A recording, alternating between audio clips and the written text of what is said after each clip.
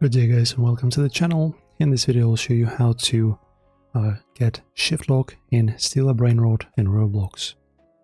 So I'm already in the experience for Brainrot, and now what you have to do, also guys, don't forget that this will also work on Android, or for example just on your phone. So what you need to do is navigate to your settings.